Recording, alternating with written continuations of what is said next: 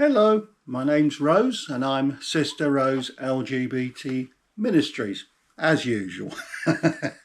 So, for today's topic, I thought we would cover something interesting, as usual, and make a start on actually teaching you about the Christian faith.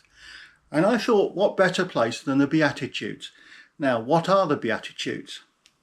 Well, the Beatitudes literally translates to the beautiful sayings. That's what beatitude means, the beautiful sayings. And these are beautiful sayings of Jesus Christ. Now, Jesus gave these beatitudes right at the start of his ministry.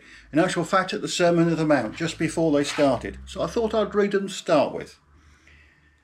Now when Jesus saw the crowds, he went up on the mountainside and sat down. His disciples came to him and he began to teach them. So initially he was teaching his disciples, but of course the crowds gathered round and overheard. So this is in Matthew chapter 5, from verse 1. And I'm using the NIV Bible. You might not see that, but it's the NIV, so New International Version. From the end of verse 2, and he began to teach them. He said, "Blessed are the poor in spirit, for theirs is the kingdom of heaven. Blessed are those who mourn, for they will be comforted.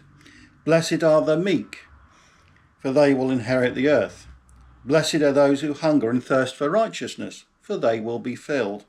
Blessed are the merciful, for they will be shown mercy. Blessed are the pure in heart, for they will see God. Blessed are the peacemakers, for they will be called children of God. Blessed are those who are persecuted because of righteousness, for theirs is the kingdom of heaven.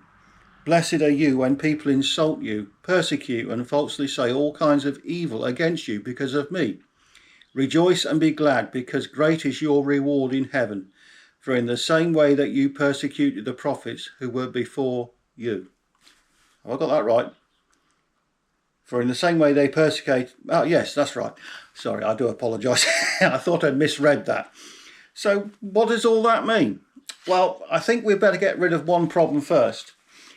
A lot of Bibles still use the old-fashioned words like meek. So what does meek itself mean? Well, I've used the OED, the Oxford English Dictionary. And in the OED... it describes meek as being humble and submissive and piously gentle in nature. Another version I've got of the dictionary says that you are a servant-like, but not in a slave-like way. So you are willingly doing something, not being forced to do something, which is what that means. So meekness is being submissive. So let's try and break these down. I'm going to try and do these all in one go. The poor in spirit, for theirs is the kingdom of heaven. Well, poor in spirit doesn't mean that you are poor, because anybody can get into heaven. But people who are thirsting or needing to learn about God and Christ, those who need to come to God to find God. So those who come to find God will inherit the kingdom of earth. That's really all that one's about. Blessed are those who mourn, for they will be comforted. Well, that one's rather self-obvious. If you are in mourning, you are in pain, and you will be comforted. Many of us have lost loved ones, family, friends, and we need comfort when that happens. And you get comfort when you are in mourning, especially if you're a Christian, because your brothers and sisters around you are there for you. And of course, God gives you comfort as well. Blessed are the meek, for they inherit the earth. Well, you already know that if you follow God's commands, if you try to live a godly life, if you try to live a life of love and care for others, you do inherit the kingdom of heaven. Blessed are those who hunger for righteousness, for they will be fulfilled. Well, we've just covered that with meekness. As you learn, you become full. It's like putting petrol in a tank. As you learn about God, as you learn about Jesus' teachings, you gradually fill up. You are full to the brim after a few years. And what happens then? Well, you do things like I'm doing. Blessed are the pure in heart, for they shall see God. Now, pure in heart. Bit of an odd phrase that, isn't it? But that is really just a good Christian. I'm trying to keep all this very simple, and I know I could spend hours on this going into very great detail. But if you're a good Christian, if you follow the rules that Jesus has put forward, if you do God's will, if you talk to people, if you show love, you do the right thing, well, you'll end up in heaven and you will see God. Now, I know there's a lot more to it than that, but it's really quite simple. Jesus always tried to keep things very simple. Blessed are the peacemakers, for they will be called the children of God. Well, later on in the Bible, it talks about being a peacemaker instead of a peace breaker. And what we're looking for in this is the fact that good Christians never try to disturb the peace. They try to calm a situation down. They try to make people, or help people to get on. They try to solve a problem. When you see two people arguing, you go in and you try to help them come to an agreement, to see each other's side. It's really that simple, that you are trying to keep the peace. Blessed are those who are persecuted because of righteousness, for theirs is the kingdom of heaven. Well, the early Christians certainly knew the truth of this one.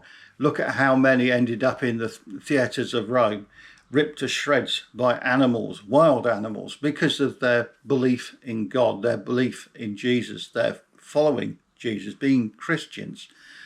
So this is what this is talking about. You know, you should be happy if somebody is persecuting you because of your faith, because you are known as a child of God, which is what it's saying. You are known by your actions. Simplest way I can put that. Blessed are you when people persecute you and falsely say all things of evil against you because of me. Again goes on to say, rejoice and be glad, because great is your reward in heaven. For in the same way they persecuted the prophets who were before you. And that again is self-evident. You know, in the earliest pages of the Bible, in the Old Testament, anybody that was a prophet of God, anybody that had been sent by God, tended to be persecuted. Many were killed because they were delivering a message to a king or a leader who didn't want to hear that message. So they had their heads removed, or they were ripped apart, thrown in prison. And when you are persecuted to that level, just remember there were many prophets who came way before you who had the same treatment at the end of their day. That's the best way I can think of phrasing that. So, you know, the fact that you are persecuted for being a Christian and you are mistreated for being a Christian, well, you're one of a great number of people who have suffered the same, because many of the prophets did suffer. You've only really got to read the Old Testament to see the truth in this. Now, different Bibles use different words. I mean, this one, the NIV, uses blessed. My direct interlinear uses the phrase happy.